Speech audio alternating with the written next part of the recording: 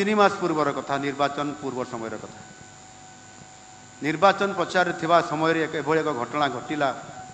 जे जेते बळे मो केन्दुझर जिलार NH20 को ब्लॉक कर दिया गला पीवा पानी अव्यवस्था एवं लोक मान हैरान हरकत हो सेवा समय रे रोड जाम हो गला NH20 से परिस्थिति भितर मु प्रार्थी थिला सत्ते विधायक भी मुझी लोकंकर एभली एक इमरजेंसी समस्यार समाधान करने उपस्थित होगापाई मत बाध्य होगापाई पड़ा एवं ताहा रोड ब्लॉक को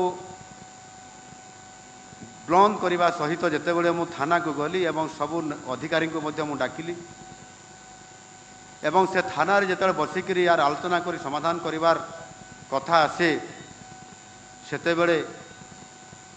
से थाना अधिकारी उत्क्षिप्त होई ताको गरम भाषण रे मो उपरे जेभली भाव रे डायलॉग मारिले एवं मते गेट आउट कहिले ये प्रकार परिस्थिति मध्य सामना को आसे कहा कथारे किए तांकु चाप देइतिले किए तांकु प्रेशर देइतिले जोति पाई कि से जणे विरोधी दलर मुख्य सचेतक एवं प्रेजेंट विधायक तांकु थाना को जिबार अधिकार थिबा सत्ते तांकु थानारू गेट आउट कहिबार भरिया परिस्थिति विभिन्न थाना मानकरे आज जो थाना को गत सरकार समय रे आम थाना बोली कुहा जाउथला आउ से आम थानार संज्ञा कौन आम थानार संज्ञा होउची जेकोसी साधारण व्यक्तिटे जदि से थाना को जाउची तार समस्या बा अभियोग को नेइकरी ताकू सेठी जो गोटे हेल्प डेस्क अच्छी से कौन सी जड़े पुलिस अधिकारी किंबा कनेस्टेबल रोकवा परिप्रेक्षी ताकू शासन माने डाकी आनिकी बसैबे एवं तांकू पानी देबे पीवा पाई चा टिके देबे तांकू पीवा पाई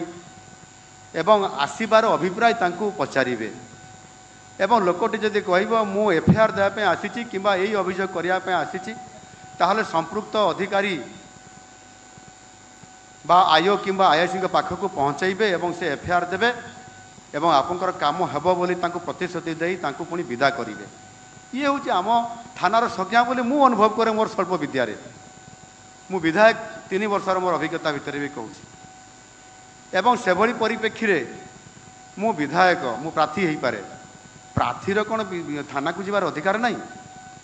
तांकू जदि आक्रमण होइतिबो एफआईआर देवाई तार कौन अधिकार नहीं जीवार जदि किसी गोटे घटना घटला से जापर ना आपड़ ए थाना रे आसबार अधिकार नहीं आपड़ गेट आउट ना आपण को मु माने कौन मत अरेस्ट कर तो कर मु हाथ देखली ये परिस्थिति आम सरकार आसबार मात्र मासे पूर्वर होइथिला आज आप देखु जिते बड़े सरकार आसला मु विजय प्राप्त हेली प्रभु जगन्नाथ आशीर्वाद रे 4.5 कोटी लोकंकर आशीर्वाद रे मते सौभाग्य मिला मुख्यमंत्री हेबार एवं गृहमंत्री हेबार दायित्व मध्य आउ सेते बड़े से आईआईसी महाशयकर कौ अवस्था होइतिबो तापरे भी मु तांको क्षमा करदेली जे से अज्ञान रे किबा कहार चापरे एक कथा करूछंती तांको क्षमा करदेवा उचित से विभाग मु मुख्य होगी से विभाग जड़े सामान्य भूल करथिबा जड़े कर्मचारी को दंड देवार ये अभिप्राय मोर रहिबा उचित न भाविक मु तांको क्षमा करदेली भावी